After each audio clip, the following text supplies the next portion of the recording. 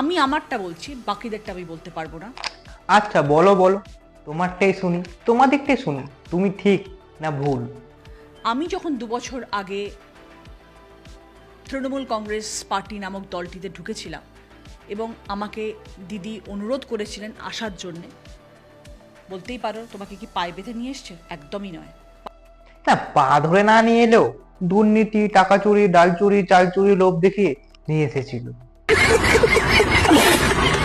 কিন্তু রচনা ব্যানার্জি যখন এই পার্টিতে যোগ করে, তখন এই পার্টির সঙ্গে থাকাকালীন সে বলেছিল যে কলকাতায় কত কোম্পানি, সেই কোম্পানির ধোঁয়ায় নাকি রাস্তা দেখাই যাচ্ছে না।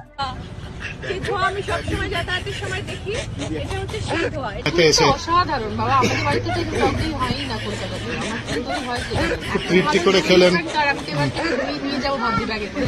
আমি যখন এলাম তখন দেখলাম অনেক কারখানা হচ্ছে। চিমনি থেকে শুধু ধোঁয়াই ধোঁয়া, অন্ধকার থেকে শুধু ধোঁয়াই ধোঁয়া, অন্ধকার। চিমনি থেকে শুধু ধোঁয়াই ধোঁয়া, অন্ধকার। রাস্তাঘাটে কিন্তু সিগারেট, বিড়ি ধোঁয়া নয়, এটা হচ্ছে মেশিনের ধোঁয়া। সেই ধোঁয়ায় নাকি কুয়াশায় পড়ে যাচ্ছে। সেই ধোঁয়া আজ রচনা ব্যানার্জির জীবনী উড়িয়ে নিয়ে চলে গেল।